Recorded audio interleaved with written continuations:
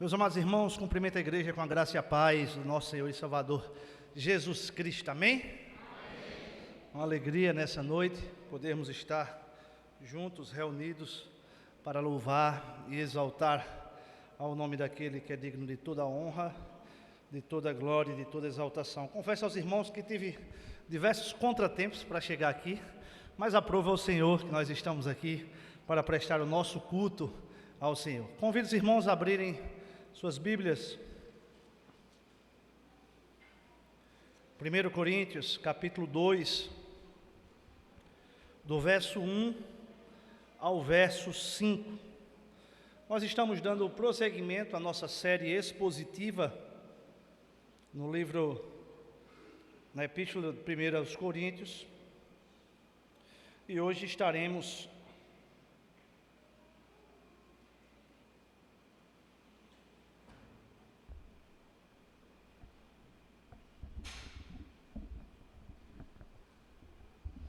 dando seguimento.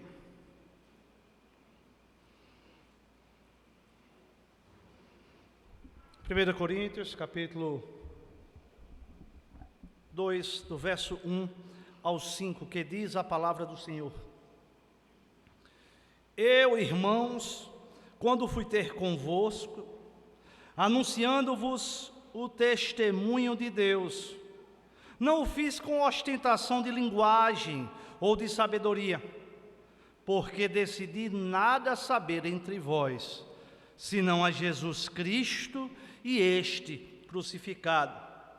E foi em fraqueza, temor e grande tremor que eu estive entre vós. A minha palavra e a minha pregação não consistiram em linguagem persuasiva de sabedoria, mas em demonstração do Espírito e do poder, para que a vossa fé não se apoiasse em sabedoria humana, e sim no poder de Deus. Amém?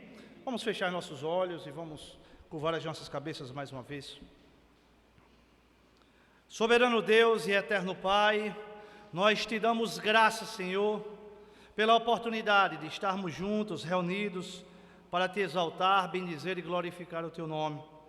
Que nesta noite, Pai, nós possamos ser instruídos pela tua palavra, confrontados e consolados. Que tudo o que nós venhamos fazer aqui venha ser para o louvor da tua glória. Ajuda-me, Senhor, na exposição da tua palavra. Que a tua palavra seja exposta com fidelidade, o nome de Cristo Jesus exaltado. Prepara corações, Senhor, para receber aquilo que o Senhor quer falar com a tua igreja. É assim que nós te oramos e te agradecemos, em nome de Jesus. Amém. Meus amados irmãos, nós acabamos de ler este texto e o apóstolo Paulo, ele vai introduzir, ele vai trazer novamente alguns aspectos acerca da pregação que deveria ser ministrada entre os irmãos de Coríntios. Depois do apóstolo Paulo ele ter visitado Atenas por ocasião da sua segunda viagem missionária, provavelmente por meados do ano 50 antes de Cristo, ele continuou e foi até a cidade de Corinto. Como era de seu costume, ele sempre escolhia cidades com uma geografia privilegiada, cidades grandes, cidades centrais, para que ele pudesse anunciar o Evangelho de Cristo e posteriormente esta mensagem ela ser transmitida pelas cidades circunvizinhas. É bem verdade que Corinto era situado estrategicamente. Haviam 2 portos em Corinto, o que facilitava o fluxo de pessoas entrando e saindo daquela localidade. Mas apesar da geografia extremamente privilegiada que aquele local tinha, a integridade do Evangelho estava sendo atacada em Corinto. O evangelho se misturava com a filosofia e a sabedoria humana. A mensagem simples e pura do evangelho estava se corrompendo. E é interessante, meus irmãos, que desde aquela época querem adicionar algo ao evangelho, querem suprimir algo que vai de encontro com as convicções, com a razão humana. Já no século XIX, nós acompanhamos, através dos livros, uma grande tendência de misturar o evangelho com a filosofia, com o saber humano, com as grandes descobertas da ciência, ao ponto de tentarem adaptar a mensagem de Cristo Jesus à razão humana. Relativizam-se princípios e verdades absolutas esposados nas Escrituras, para que a mensagem possa ser compatível com o pensar e o saber da época.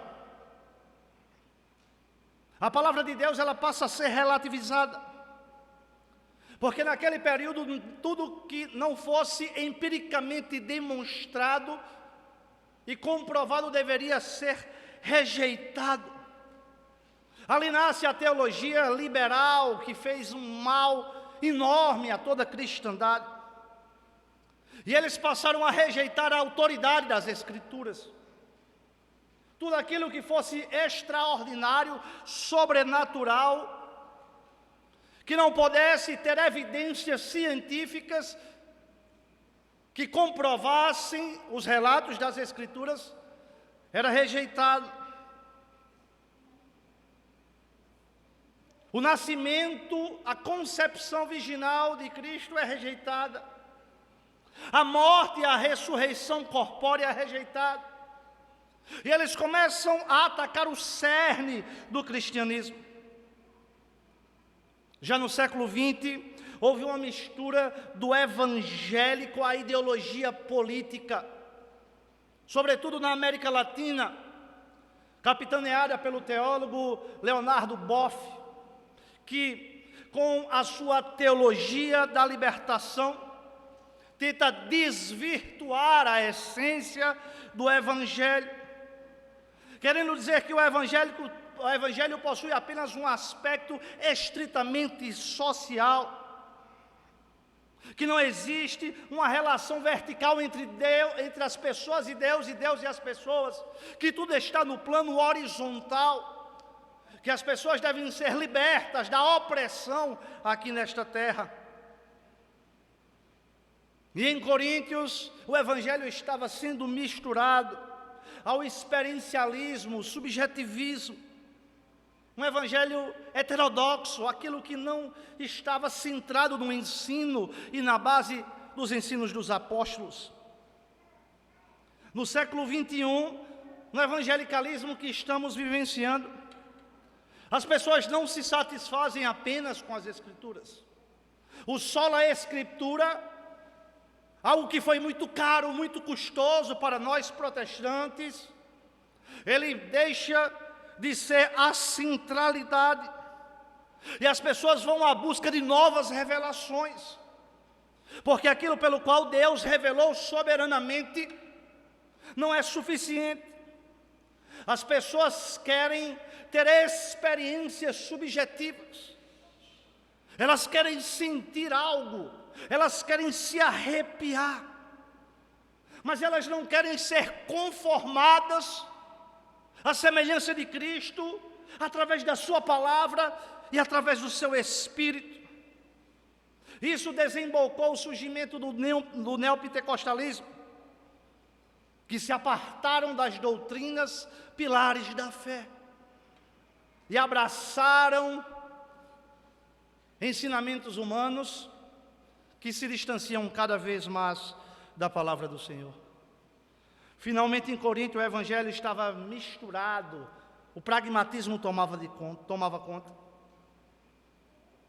A mensagem do Evangelho era pragmática, tinha de se conformar com os ensinamentos dos homens, com a filosofia, com a sabedoria aqui da terra.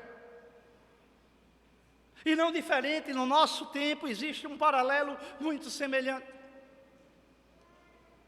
onde a mensagem tem sido pregada não com o objetivo de promover a glória de Deus, de promover o arrependimento do pecador, mas para agradar as grandes multidões.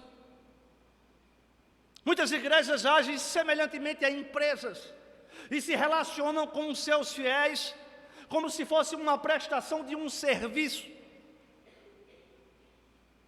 A verdade é relativizada e se busca aquilo que aparentemente funciona e dá resultados numéricos. E o apóstolo Paulo vivenciou muitas dessas dificuldades em Corinto. E para corrigir este problema que atacava a integridade do Evangelho, o apóstolo Paulo, ele expõe nesses versos o fundamento básico da mensagem genuína do Evangelho. E ele diz no verso 1: eu mesmo, irmãos, quando estive entre vós, não fui anunciar um mistério de Deus a vocês, com superioridade de discursos, nem sabedoria. O apóstolo Paulo, quando chega a Coríntios, em consequência de seus grandes embates com filósofos e da rejeição da sua mensagem em Atenas, onde ele foi acusado de louco, foi taxado de tagarela, porque a sua mensagem era a mesma, era centrada em Cristo Jesus e Ele crucificado. E ao chegar lá, ele foi recebido na casa de Áquila e de Priscila, que muito auxiliaram durante todo o ministério do apóstolo Paulo. E o apóstolo Paulo, pregando nas sinagogas, foi rejeitado, foi perseguido. Mas ele não modificava a sua mensagem para que a perseguição e a rejeição diminuísse. E o texto segue dizendo: anunciando-vos o testemunho de Deus. Paulo proclamou em Coríntios o Evangelho, o qual é o testemunho de Deus revelado na pessoa de Cristo Jesus. Deus é a origem, é o conteúdo da mensagem do apóstolo Paulo. E muitas vezes as pessoas não queriam ouvir aquela mensagem. E o texto segue dizendo que o apóstolo Paulo, ele não anunciou o Evangelho com ostentação de linguagens, nem utilizando da sabedoria humana. Paulo, o apóstolo do Senhor, ele declara publicamente que ele não havia aparecido em Corinto com uma mensagem que foi gerada no coração dos homens. Aquilo que ele iria ensinar confrontava o que o seu auditório esperava ouvir. O apóstolo Paulo trazia a mensagem da salvação numa linguagem simples, razão pela qual qualquer dos seus ouvintes podia entender e compreender. E essa abordagem não era comum, a abordagem simples, porque no ambiente helenista grego, de influência grega, as pessoas gostavam da filosofia, as pessoas gostavam do conhecimento. Era muito comum nas praças, em ambientes públicos, discussões de filósofos, de pensadores, de doutos conhecedores. E as pessoas se atraíam por aquele discurso rebuscado. Mas Paulo, com muita simplicidade, ele passa a apresentar o Evangelho de uma forma simples, mas no poder do Espírito Santo. É interessante, meus irmãos, que o apóstolo Paulo, muitas vezes, ele demonstra, em outras epístolas, quando nos debruçamos na teologia paulina, nós sabemos que ele era um homem muito conhecedor, ele era um homem muito inteligente, muito capaz. Ele foi ensinado aos pés de Gamaliel, de um grande mestre que era respeitado em sua época. Mas neste contexto, o apóstolo Paulo sabia que ele tinha uma missão e um propósito específico, comissionado pelo próprio Deus. E o apóstolo, ele recusa-se de adotar as técnicas que eram práticas e corriqueiras naquele lugar. E ele se abraça com a simplicidade e a clareza da mensagem da cruz de Cristo. O reformador Martinho Lutero, certa vez, ao falar das pregações, da homilética, ele afirmava com muita tranquilidade que ele pregava para que as lavadeiras que compunham a sua comunidade, a sua igreja, pudessem compreender, porque certamente os muitos magistrados que ali também congregavam iriam compreender, enfatizando a necessidade de o Evangelho ser comunicado de uma forma compreensiva, simples e objetiva, que não é a retórica, que não é o discurso humano que vai promover resultados. Não, é o próprio Espírito Santo de Deus que vai alcançando corações e manifestando a sua glória. Entre os puritanos também era completamente pacífico. Qualquer pregação que exaltasse o pregador e não edificasse a igreja era tida como uma pregação pecaminosa que deveria ser rejeitada. Richard Baxter, puritano, ele disse: as palavras mais simples são a oratória mais proveitosa quanto às questões mais importantes. É a simplicidade do Evangelho, porque o Evangelho é o poder de Deus para a salvação de todo aquele que nele crê. Igreja do Senhor, esse é o nosso grande desafio, não apenas para os pastores, para os líderes, para os pregadores que anunciam as boas novas publicamente. É apresentarmos às pessoas o Evangelho puro e simples, sem omitirmos verdades essenciais e nem acrescentarmos absolutamente nada para torná-lo mais palatável, aceitável para a nossa sociedade. Nós estamos em tempos de muitas informações. Hoje uma criança de apenas 7 anos de idade, ela teve mais acesso a informações do que todos os grandes imperadores de Roma, inclusive Nero. Uma criança de 9 anos de idade, ela teve mais acesso a mais informação do que a Sócrates e a Platão, dois grandes ícones do pensamento da humanidade. Mas, meus amados irmãos, quando eu olho para isso, eu percebo que muitos de nós estamos nos perdendo diante de um emaranhado de informações e nos esquecendo do principal, do essencial, do Evangelho puro e simples, Cristo e Cristo crucificado. Nós não podemos nos deixar levar pelas palavras retóricas, pela ostentação de linguagem ou de sabedoria humana. Quantas discussões inacabáveis temos presenciado. Agora, com as redes sociais, temos mais acesso a elas, que nada edificam, que nada juntam, só espalham. O acesso à informação é muito louvável, é uma bênção da parte de Deus.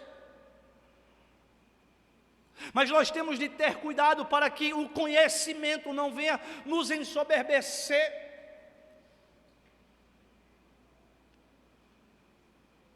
Alguns estão inebriados pela teologia reformada, que mais falam de Calvino do que próprio Cristo Jesus, que morreu na cruz do Calvário para nos salvar. Como é bom, meus irmãos, termos acesso aos escritos desses homens, que foram mestres da igreja, porque hoje nós olhamos dos ombros desses mestres, nós temos uma perspectiva maior acerca da palavra de Deus. Louvado seja Deus pela vida desses homens. Mas esses homens não podem ser o centro da mensagem. Esses homens não podem ser a razão da mensagem. É possível um pregador cometer esse grave erro de dar mais ênfase à forma do que está sendo pregado do que até o próprio conteúdo. Dar mais ênfase à autoridade pela qual está falando do que o próprio conteúdo. Ah, mas foi A que falou, foi B que falou, não importa quem falou, tem de ser submetido ao crivo das Escrituras. Os irmãos de Bereia, era o apóstolo Paulo pregando, e eles se certificando se aquilo que estava sendo pregado estava em conformidade com a palavra do Senhor. O verso 10, o texto segue dizendo: pois decidir não saber de nada, enquanto estivesse entre vocês, exceto de Jesus Cristo e este crucificado. O objetivo principal de Paulo de estar ali era pregar a Cristo. Paulo relembra aos coríntios a decisão que ele tomou de dedicar-se exclusivamente a uma única mensagem, a mensagem do Evangelho. Paulo está mostrando aos coríntios que ele só tem uma missão. Ele não foi a Coríntios como um grande filósofo, como um grande estudioso, que de fato ele o era. Ele não foi para apresentar uma ideia nova. Ele não estava interessado com o novo lançamento gospel da época. Ele foi a Corinto para glorificar a Deus, pregando o Evangelho de Jesus Cristo. Paulo é categórico quando toma uma firme decisão em Corinto, porque decidi nada saber entre vós. Ao fazermos uma leitura apressada, sem percebermos o contexto e a compreensão da teologia paulina em suas epístolas, nós podemos pensar que Paulo está fazendo uma apologia ao anti-intelectualismo. Não, não é isso. E nem muito menos é isso que eu quero transmitir aos irmãos. A melhor forma de adorarmos a Deus é o conhecendo de forma mais profunda. É conhecendo a forma pelo próprio Deus revelou na sua palavra que devemos adorá-lo. O conhecimento da palavra de Deus, ele edifica as nossas vidas. E o apóstolo Paulo, meus irmãos, ele segue interessado em cumprir aquilo pelo qual ele estava lá. Ele não estava querendo utilizar dos métodos dos pensadores atenienses, ou das estratégias dos filósofos humanistas que ali estavam, porque ele tinha convicção do chamado dele, que Jesus Cristo havia escolhido para apresentar o nome de Cristo Jesus. E ele, como um embaixador no pleno sentido da palavra, ele não conhecia outra tarefa, nem outra mensagem, a não ser a mensagem de Cristo Jesus como Senhor e Salvador de suas vidas. O verso 2, o texto segue dizendo: exceto, porque decidi nada saber, exceto de Jesus Cristo e este crucificado. É interessante que o apóstolo Paulo, mais uma vez, ele traz essa temática, Cristo crucificado. Ele já havia trabalhado isso no capítulo 1, no verso 23. Mas todas as vezes que nós olhamos nas Escrituras, algumas temáticas, algumas doutrinas se repetirem, é porque o objetivo do próprio Deus é enfatizar a sua relevância. A mensagem da crucificação de Cristo, ela poderia parecer uma mensagem direta e simples, mas tanto os judeus como os gentios rejeitavam aquela mensagem e, consequentemente, rejeitavam o apóstolo Paulo. O Evangelho, ele deve estar centrado na morte e ressurreição de Cristo. Todas as vezes que a igreja do Senhor perde de vista a centralidade da morte de Cristo, ela perde a essência do próprio Evangelho. Quando esta mensagem é substituída por outro tipo de mensagem que nos afaga, mensagem que nos exalta, mensagem que não nos confronta, é porque de fato nós estamos perdendo a essência do Evangelho. Muitos têm pregado não para glorificar ao Senhor, nem mesmo para a salvação dos perdidos, nem para a edificação dos salvos, mas pregam para se exaltar, pregam para oferir lucro, pregam para demonstrar uma pseudo-autoridade espiritual, onde se colocam como verdadeiros semideuses. Nenhum nome deve ser dado entre os homens pelo qual importa sermos salvos, senão Cristo Jesus. Nenhuma mensagem, meu irmão, por mais bem concatenada, exposta, pregada, pode ocupar o lugar da mensagem da cruz.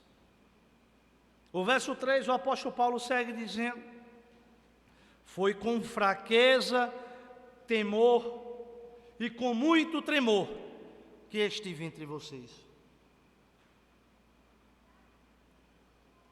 Paulo não está aqui falando de uma fraqueza e de uma debilidade física. Paulo está falando aqui, querendo transmitir, que o Evangelho é tão sublime, é tão maravilhoso, que quando ele foi a Coríntio, ele foi na total e plena dependência do Senhor. Apesar de saber quem ele era, as credenciais que ele tinha, o conhecimento humano que ele possuía, o apóstolo Paulo foi a Corinto. Ele se comunicou com humildade, por entender que de fato grande era o Senhor pelo qual ele anunciava. O apóstolo Paulo, ele exala a humildade. Ele está dizendo que não tem nada a oferecer dele mesmo. Ele está rasgando o seu coração diante daquele povo. E nós sabemos quantas dificuldades o apóstolo Paulo passou. O quanto ele foi perseguido, o quanto ele sofreu. Mas nada disso alterou a motivação de seu coração, nem modificou a mensagem pelo qual ele anunciava. Paulo abrigava temor e tremor naturais, porque ele conhecia as suas limitações humanas. Diante do tremendo desafio de levar o evangelho e plantar uma igreja em Corinto, ele sabia das dificuldades que ele ia passar. Aos olhos dos coríntios influentes, Paulo era apenas um pobretão, sem força, sem recursos, sem era e nem beira. Ele era algo desprezível perante a sociedade. Os judeus constantemente conspiravam contra ele. E em determinada ocasião, inclusive, conseguiram lançá-lo perante um julgamento. Mas, meus irmãos, muitas vezes nós, quando olhamos para nós mesmos, nós nos vemos fracos, limitados, pecadores, sem qualquer capacidade, sem qualquer autoridade de homens para apresentar a mensagem do Evangelho. Mas nós temos de ter a plena consciência que foi o próprio Senhor que nos comissionou. Foi Ele que nos chamou para anunciarmos esta mensagem, e somente esta mensagem, no poder do seu Espírito.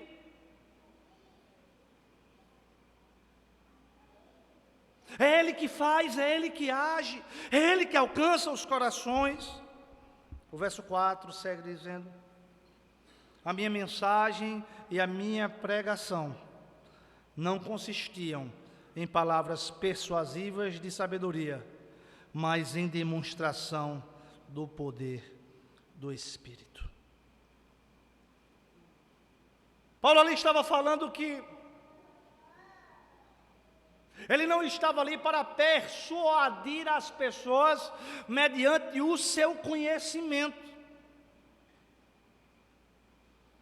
Paulo estava ali dizendo que ele não queria alcançar as pessoas por causa da sua retórica.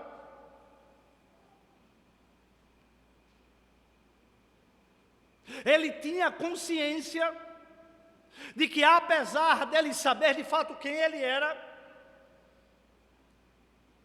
da sua capacidade, ele se coloca numa posição de total e absoluta dependência. É dessa forma, meus irmãos, que nós devemos agir. É dessa forma que nós devemos enxergar o nosso chamado. Muitas vezes nós deixamos de pregar o Evangelho a uma pessoa porque ela é de um nível social maior, porque ela é de um nível intelectual maior, e nós nos sentimos que nós não temos capacidade argumentativa, eloquência para discutir com aquelas pessoas, e é bem verdade que nós não temos. mas nós temos algo que o próprio Senhor determinou e nos concedeu.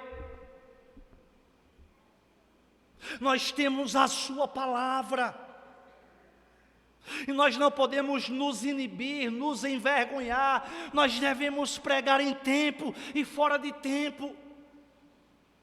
Nós devemos aproveitar todas as oportunidades para, na nossa simplicidade, na nossa limitação, na nossa pecaminosidade, que nós de fato venhamos diminuir cada vez mais, e Cristo venha crescer, e o seu nome venha a ser manifestado através das nossas vidas, através das pessoas, porque foram alcançadas pelo Evangelho de Cristo Jesus.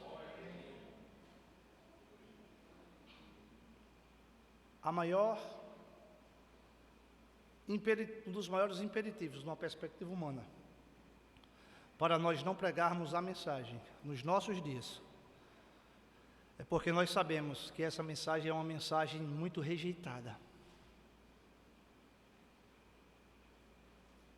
E infelizmente a nossa preocupação não é que as pessoas rejeitem a mensagem de Cristo, é que as pessoas nos rejeitem e que nós passemos a sermos excluídos do ciclo e da amizade daquelas pessoas. Tem nos faltado ousadia, tem nos faltado intrepidez, tem nos faltado coragem para anunciar as boas novas de Cristo Jesus. E o texto segue dizendo: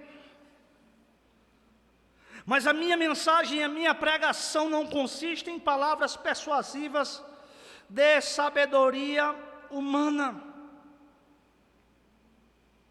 Meus irmãos, Deus nos concede, Ele nos outorgou um poder, uma missão.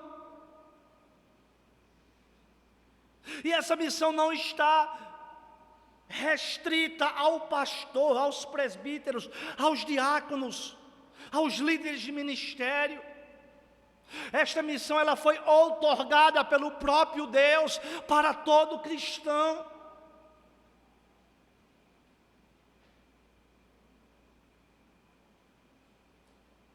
Evangelho é um pobre miserável mostrando a outro pobre miserável onde encontrou o pão da vida.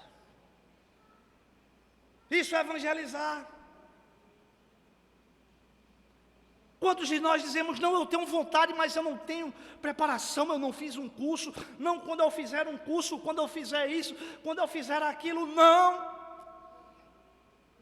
O cenário era adverso para o apóstolo Paulo, sempre foi adverso, e sempre será adverso para nós. Essa mensagem continua sendo loucura para os que não creem. Mas em demonstração do poder do Espírito. A demonstração aqui, essa expressão original, ela é um termo usado num tribunal como relação a um testemunho. Ela tem como significado que ninguém é capaz de refutar a prova que é apresentada, que é demonstrada, que é comprovada diante das pessoas. E é interessante que no Novo Testamento, a expressão poder, muitas vezes, ela aparece relacionada ao Espírito Santo de Deus. Em Atos dos Apóstolos, capítulo 1, verso 8: e recebereis poder quando o Espírito descer sobre vós. O apóstolo Paulo, escrevendo a Tessalonicenses, ele disse: nosso evangelho não chegou a vós simplesmente com palavras, mas com poder, com o Espírito Santo de Deus. quando nós pregamos o Evangelho com fidelidade, nós estamos cumprindo a uma ordenança de Deus para nós.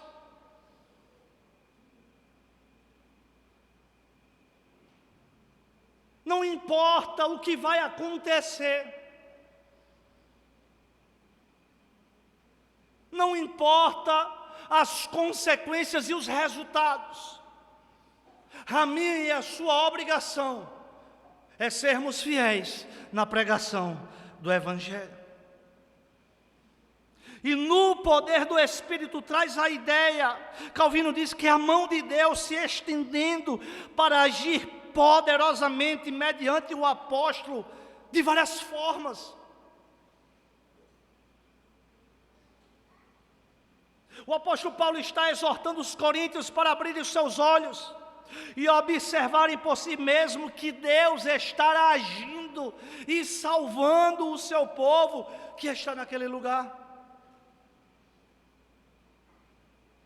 Embora Paulo fosse um apóstolo, ele chegou naquele lugar sem presunção, sem grandes expectativas, sem autoconfiança, mas em humildade, sabendo da sublimidade do ministério pelo qual ele exercia, e sabendo do poder da mensagem que era pregado pela demonstração do poder do Espírito.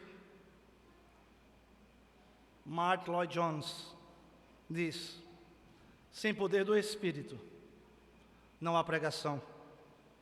Pregação é lógica com fogo. Pregação é lógica em fogo. Pregação é razão eloquente. Pregação é teologia em fogo. É a teologia vista por intermédio de um homem que está em fogo.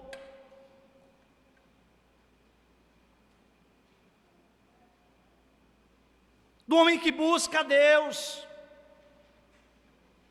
que busca viver em santidade, do homem e de uma mulher que buscam serem cheios do Espírito Santo. Só o Espírito pode romper a frieza e a indiferença de um coração duro e frio de um pecador. Nenhum argumento, por mais eloquente que ele seja, nenhuma fundamentação, por mais concatenada e razoabilidade que ela tenha, pode alcançar efetivamente o coração de um pecador sem a interferência do Espírito Santo de Deus. Charles Spurgeon, todas as vezes que ele ia pregar, num púlpito no alto, aproximadamente no primeiro andar, que havia 15 degraus, ele subia falando para que toda a congregação ouvisse: eu creio no Espírito Santo. Eu creio no Espírito Santo. Eu creio no Espírito Santo. Meus irmãos, sem o Espírito nada podemos, mas no poder do Espírito Santo tudo podemos. Sem o Espírito nada vai acontecer, mas com a ação do Espírito tudo pode acontecer. Sem o Espírito Santo, vidas não vão se prostrar diante de Cristo. Pelo poder do Espírito, vidas irão se render e confessar a Jesus como o Senhor e Salvador das suas vidas. Nós temos de ter muito equilíbrio, meus irmãos, que nos dias de hoje, louvado seja Deus, que a fé reformada, a teologia reformada tem ganhado muitos espaços, mas em alguns arraiais se falta um equilíbrio,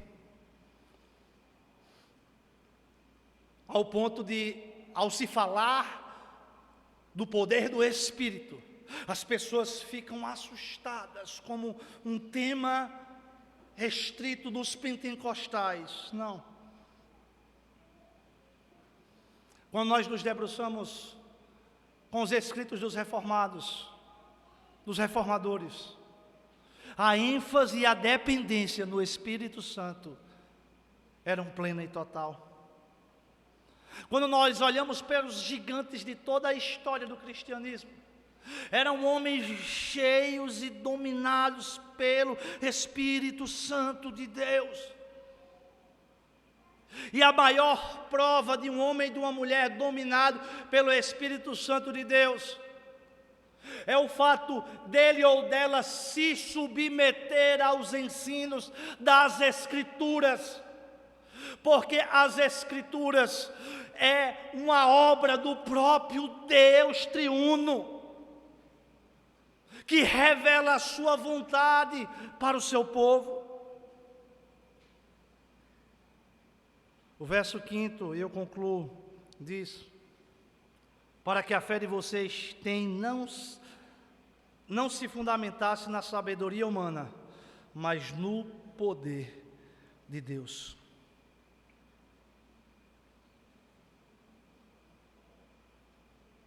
Paulo confiava plenamente no poder de Deus. Será que temos confiado no poder de Deus? Será que quando nos deparamos diante das lutas da vida, das circunstâncias adversas, das crises de fé e existenciais que passamos, nós temos, de fato, apresentado diante de Deus, na certeza de que Ele é um Deus soberano e que governa absolutamente todas as coisas? Paulo diz que Paulo transmite a eles que esse dom não era um dom de homens, mas era um dom outorgado pelo próprio Deus para a salvação. Porque se a fé fosse de origem humana, ela fracassaria completamente e desapareceria. Se a nossa fé dependesse de nós mesmos, certamente, no meio da caminhada, nós abandonaríamos. Mas nós temos a certeza que o Espírito Santo de Deus, Ele está com nós, intercedendo, agindo, nos fortalecendo, nos direcionando, nos sustentando, para que possamos caminhar e prosseguir para o alvo que é Cristo Jesus. 1 Pedro capítulo 1, verso 5, o texto diz: essas bênçãos são para vocês que por meio da fé são guardados pelo poder de Deus para salvação, que está pronta para ser revelada no fim dos tempos. É o próprio Deus que guarda a nossa fé, louvado seja o nome do Senhor por isso. É o Senhor que faz que nós perseveremos em meio às lutas, é o Senhor que nos fortalece. É Deus que opera em nossos corações, gerando uma fé pujante, gerando uma fé firme, não uma crendice, mas algo que excede a nossa compreensão e as nossas virtudes, porque é um ato fruto da graça do Senhor. O apóstolo Paulo, ele estava querendo transmitir aos irmãos de Coríntios que a fé não pode se fundamentar na sabedoria, na eloquência, no conhecimento dos homens, mas exclusivamente no poder de Deus. Porque a paixão de Paulo pelo Evangelho, meus irmãos, eu concluo. Porque Paulo, ele compreendeu que Cristo é tudo em todos, que não há outra mensagem, que não há outro evangelho, que a solução para o problema da humanidade não está na política, não está na filosofia, não está no dinheiro, não está no poder, não está nas coisas temporárias e efêmeras da terra, mas está unicamente em Jesus Cristo de Nazaré. Por isso a vida de Paulo era anunciar a Cristo. E essa é a necessidade de todo cristão genuíno.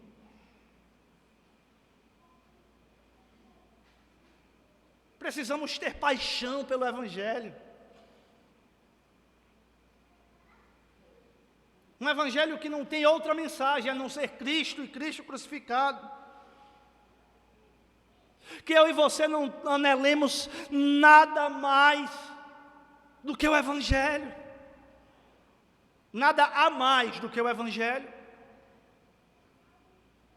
Que o nosso contentamento seja no Evangelho. Que a nossa alegria seja no Evangelho. Que a motivação das nossas decisões seja o Evangelho. Que o nosso sonho seja pregar o Evangelho e vidas se prostrarem diante de Cristo. Que nós não tenhamos outra bandeira que não seja o Evangelho. Que nada encha tanto os nossos olhos como nos debruçarmos no esplendor do Evangelho, da graça de Cristo. Oh, aleluia, Senhor. Que de fato isso possa ser uma verdade em nossos corações. Porque o conteúdo do Evangelho é cristocêntrico. Porque a cruz ela aponta para a justiça e para o amor de Deus. O Evangelho ele centraliza-se em Cristo, na sua morte. A morte de Cristo não é uma doutrina periférica, não é algo acessório. É o substrato, é a essência da mensagem que nos alcançou. A morte substitutiva de Cristo Jesus na cruz do Calvário é o ponto culminante do Evangelho. Não há outro Evangelho se não for o de Cristo crucificado. Esse é o Evangelho que precisamos. Não um Evangelho de pretensa sabedoria humana. Não o Evangelho da prosperidade aqui na terra. Não o Evangelho do ter e do ser. Mas o Evangelho da simplicidade, da pureza, do poder do Espírito Santo de Deus. O Evangelho que transforma corações tão duros como o meu e o seu.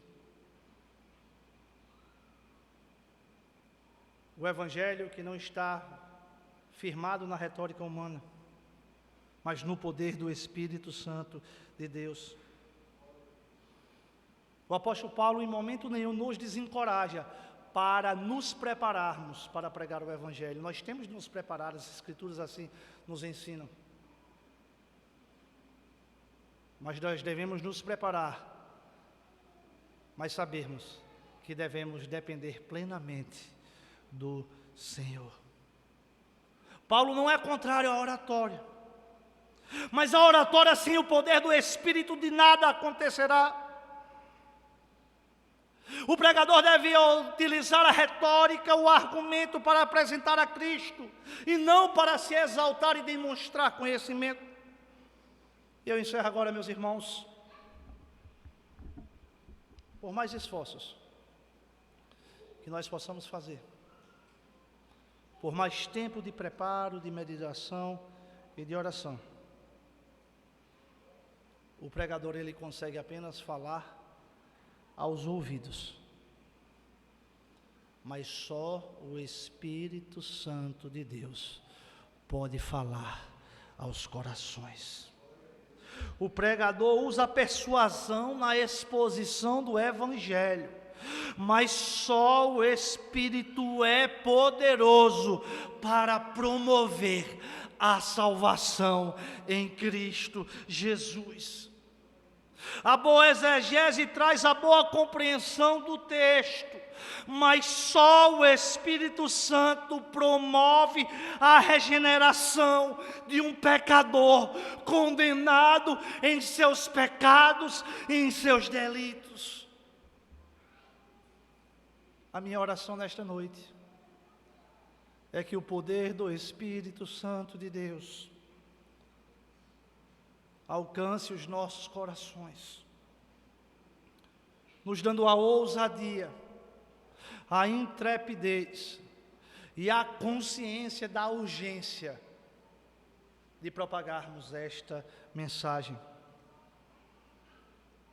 R.C. Sproul certa vez disse: dê-me o Cristo bíblico ou não me deem nada.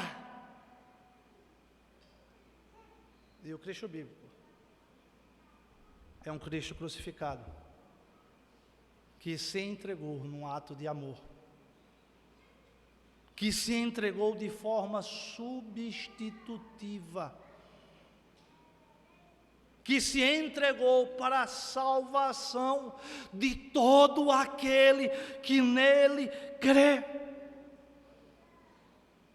Porque todos nós infringimos a lei de Deus diariamente. Todos nós somos transgressores. E a Bíblia diz que o salário do pecado é a morte, mas o dom gratuito de Deus é a vida eterna. E Deus, no seu infinito amor, Ele enviou Jesus Cristo para a terra. Jesus Cristo esteve nesta terra, Ele cumpriu plenamente a lei de Deus. E Ele, de forma voluntária, se entregou para ser crucificado, para que a justiça de Deus fosse plena, para nos conceder perdão, reconciliação e vida eterna. Só em Cristo, meus irmãos, nós encontramos a solução para o grande pecado da nossa existência. Só em Cristo nós encontramos a plena solução para os nossos conflitos. Só em Cristo nós encontramos as respostas para todas as nossas perguntas. Porque tudo isso é decorrência da queda e do nosso pecado. Se você ainda não confessou a Cristo Jesus, arrependa-se dos seus pecados e creia no Senhor Jesus como o Senhor e Salvador da sua vida. Que você receberá perdão dos seus pecados de forma graciosa, de forma gratuita. Que você receberá a vida eterna. Que você receberá o conforto e o consolo de Deus em todo o tempo. Que possamos nos alegrar na certeza que a mensagem da cruz é a salvação para os que creem. Que Deus os abençoe em Cristo Jesus. Amém?